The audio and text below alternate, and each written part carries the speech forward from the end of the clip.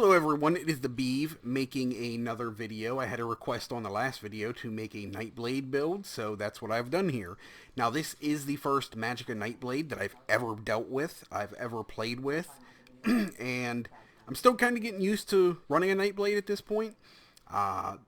Full disclosure, there is, I'm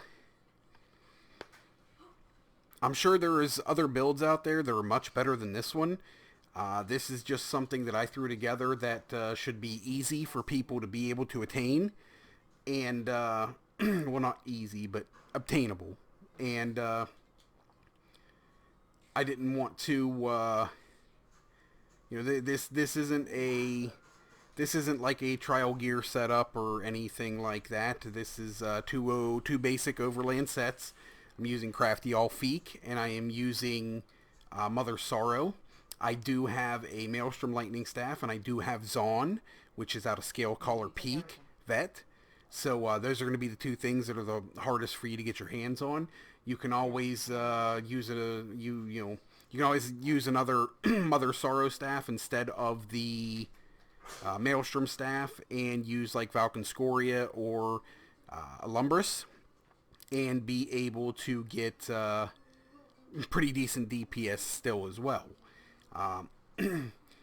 First off,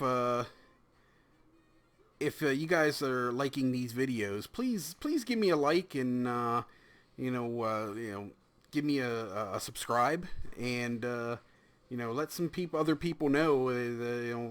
Let your friends know that we're making videos and trying to help players get better than what they are. But let's go real quickly over inventory. Like I said, I am using Crafty Alfeek and Mother Sorrow and Zaun. My Maelstrom staff I am using is infused with a spell damage glyph. My Mother Sorrow staff is a shock damage glyph, and it is precise. All my body pieces are in divines. My jewelry are all in bloodthirsty with spell damage enchantments on them. The Nightblade class has a very, very good class executability, and that's why I prefer the bloodthirsty right here. It really makes this thing hit like a truck. Now, character sheet. 64 points in Magicka. Shadow Mundustone for critical damage done. And I don't think you can. I've never dabbled in that, so. My food, I think, wore off. It did.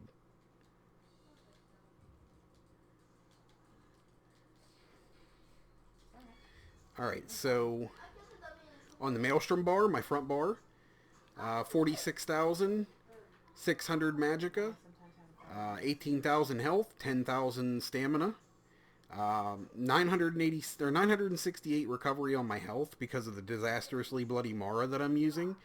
My Magicka recovery is only a 786. That's kind of but we're going to use a heavy attack rotation and be able to keep our resources up. Spell damage, 2115 with a 46.6 spell critical. Resistances are 15k and almost 10k. Now, when I bar swap back, this is my Mother Sorrow bar. 45k maximum Magicka. A little bit better recovery at 806. Maximum health goes down. I need to look into that. Must be a passive in the for having skills slotted that I didn't pay attention to, but I have a little bit less health on max health on my back bar, which is I don't know, it's weird to me. I don't like seeing my health drop just because I bar swap. That's kind of weird. But once again, 968 recovery, 10,027 maximum stamina, 2115 spell damage, and a spell critical rating of 70%.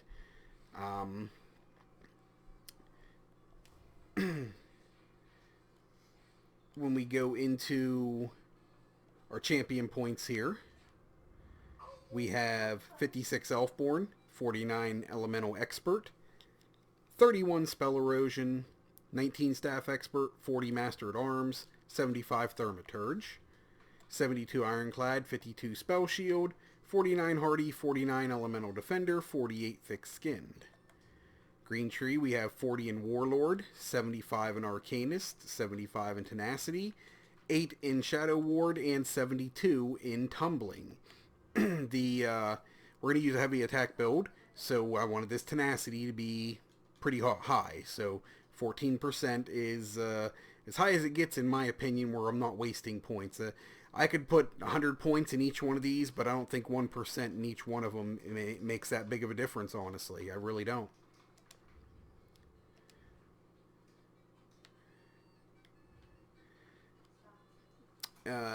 Have all of my Assassination, Shadow, and Siphoning skills filled out. Passives filled out. I have all my Destruction Staff passives filled out. All my light armor. The first 3 in my heavy armor. All my passives in my Mages Guild. My passives in my Undaunted. All the passives in my High Elf. And all the passives in my Alchemy, making sure that I have my medicinal use, so that my potions are staying up long enough that I can reapply them and have a 100% uptime on them. The abilities that I'm using is Unstable Wall of Storms, Twisting Path. This ability is kind of interesting. This actually got all the other area of effect, damage over time abilities, took a damage nerf and a cost increase. This one got a damage buff. I don't know how that happened. It's very powerful at 2665 magic damage to enemies every second. That, in my opinion, is it's pretty strong. It's powerful. It's right in the same lines of being the Winter's Revenge that the Wardens have. And I think you're going to see both of them take a nerf before too long. They're going to realize the mistake they made in this situation. And the mistake they made was they left area of effect damage over time abilities that are outperforming all the other area of effect damage over time abilities. So you're going to see this nerfed probably with next patch. Winter's Revenge, I expect to see that one take a nerf as well. I am using Debilitate. This is a damage over time and applies minor magic steal to help keep our Magicka up, so that's nice. 300 Magicka every second while damaging them. I'm using Shock Reach. This is an ability from the Destruction Staff line. It doesn't do a whole lot of damage initially and doesn't do a whole lot of damage over time, but it does do both, so it's a nice addition to this. I am using Inner Light for the max Magicka and the spell critical rating, and I'm using Shooting Star for the I get a little bit more max Magicka for having this on here, plus it has it hits very well, 16,000 and then another 5,050 over 13 seconds, plus I get the ultimate back for each enemy hit with the initial blast, 12 ultimate. My back bar, Scalding Rune. This is a very powerful ability right now. I don't know how much longer this one will go without being nerfed, to be honest with you, because it's doing too much damage in my opinion as well. You are looking at 9,421 flame damage and 8995 flame damage over 14 seconds. So a big blast of damage up front, and then a decent damage over time on the back end of it. Even without the damage over time, for little less than 2,500 Magicka, that's good damage. It really is. And then with the damage over time added to it, it's no brainer. This is a very strong ability, and I'm using this on every one of my Magicka builds right now. I am using Degeneration. It is another damage over time ability, lasts for 12 seconds, plus it gives me Major Sorcery. The Major Sorcery isn't that big of a deal. You could go with the Structured Entropy and get the little bit of heal over time that it provides. So that one's kind of whatever you would like if you end up using this ability. Merciless Resolve. This is just a buff that you put on yourself. We start off with this we open up the fight by using this first, and then for 40 seconds it reduces damage taken by 2% with every light and heavy attack up to 5 times, so 10% reduction. And then my dogs are going to start howling because a police car went by with its sirens on, so I apologize for that. Okay, and what this also does too, with every light and heavy attack that you use, when you go up to, when you get to 5, it turns this ability into Assassin's Will, which is a spectral arrow that costs it's half the cost to the initial half the cost of the initial cost of this. Deals 18,000 magic damage and heals you for 50% of the damage done if you are within 7 meters of the enemy. This is powerful. Very, very powerful right here. I have Impale. This is just a execute ability. You will not see me use this until we get to execute phase. And with the bloodthirsty jewelry on, this hits like a truck. You'll see in the parse. I have Inner Light once again for the max magicka and spell critical rating on the back bar. And I'm using Shooting Star again. I basically have this slotted on both bars because I just want the little bit extra max magicka and magicka recovery that I get out of the Mages Guild passives for having it on here. Now, with the ultimate regen that you get out of this for 12 seconds, or 12 ultimate for every initial hit, plus this passive that we have in the assassination line, Hemorrhage. No, not Hemorrhage. Hemorrhage is a good one too. That increases critical damage done by 10%. I don't think this tank is leaving. Let me see. I don't think he is. He's still here. I figured he would have Catalyst. Here it is. After drinking a potion, you gain 20 ultimate. And then with that ultimate giving you back ultimate for hitting things with it initially, you get ultimates pretty darn quick. You could get him even quicker if you wanted to, if you left the structured entropy, or if you left the the degeneration on here. You're already getting major sorcery, and then Inner Light is already giving you your major prophecy. So let's do that real quick. Show you this potion that you can make. I've shown it before, but wrong table. There's a potion in here that you can make. Use Lorcan's Tears, Cornflower, Dragon's Blood, and Dragon Ream here. This is a new potion right here. A new ingredient. At least I'm pretty sure it's new. I haven't seen it in the base game.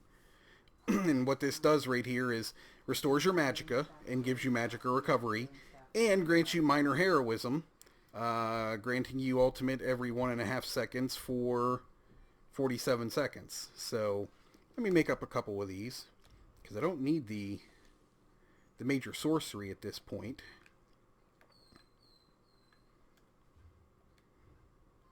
Or the major prophecy, and we'll get ultimate back even quicker doing it this way. So it gives you the ability to call out ultimates really fast for the most part.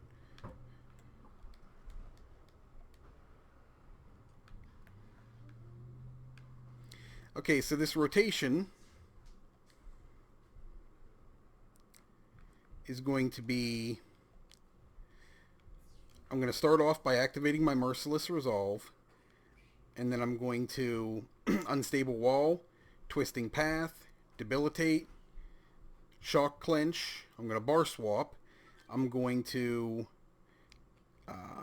Degeneration, Scalding Rune, and Merciless Resolve. Though this will turn into the Spectral Bow at that point to do a lot of damage.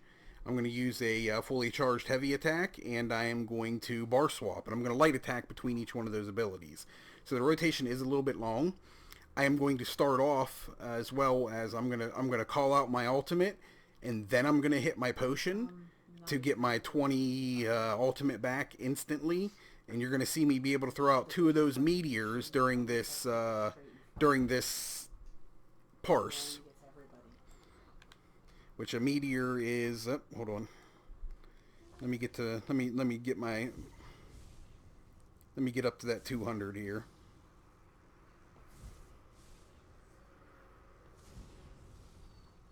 Taking up all kinds of time here, guys. My bad. Come on. Come on, come on, come on. Yeah, I'm going to call out 2 meteors during this parse. And a meteor is 200 ultimates. So to get back, to be able to pick up 200 ultimate after calling out an ultimate at the beginning of the parse, to be able to use 2 ultimates on a 3 million dummy is pretty cool. So I'm going to start by putting on elemental susceptibility, so that I'm getting numbers very similar to if I had a tank applying pierce armor. I'm going to activate my ability here, call out my ultimate, hit my potion, and start.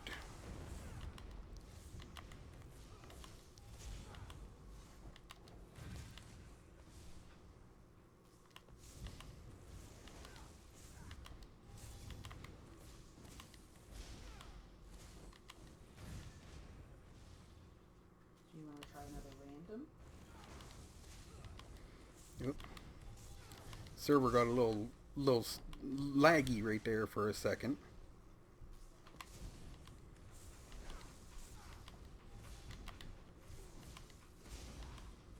Let's drop this for I don't think the tank is leaving.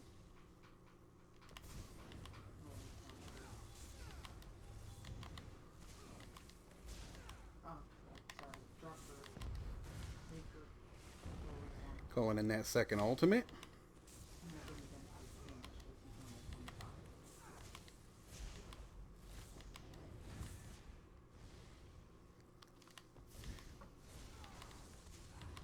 Oh crap, I went into ultimate. I went into execute phase and didn't even notice it. Alright, I could have hit that ultimate, or that execute phase a little sooner than I did and pushed that number a little higher. But there you have it, 43,086. More than enough DPS to get through any veteran dungeon content in this game. Plain and simple. That's all that I'm trying to help people do. When you start, when you're starting off and you're having trouble with combat, and you're not getting really high DPS numbers, it's hard to find groups that you can join to complete harder veteran trials, where you can get the higher gears, the better gears, like your perfect mantle of Soria or your false gods and stuff like that. Your trial gears that are used more often. But having sets like these and learning the combat and the rotations give you numbers like this, which gives you a better chance at being able to get into that harder veteran content and farm those harder to get gears. So there you go, guys. Really good DPS output right there. I think it goes over pretty well right there. 43,000, can't really beat it. If we look at our combat metrics real quick, here's the big number right here. 99% of our damage, of our critical damage done, or all our critical damage have 99% damage added to it. So you're literally doing double damage with your critical damage. Spell critical being 70% at max, you do a lot of damage, a lot of critical damage.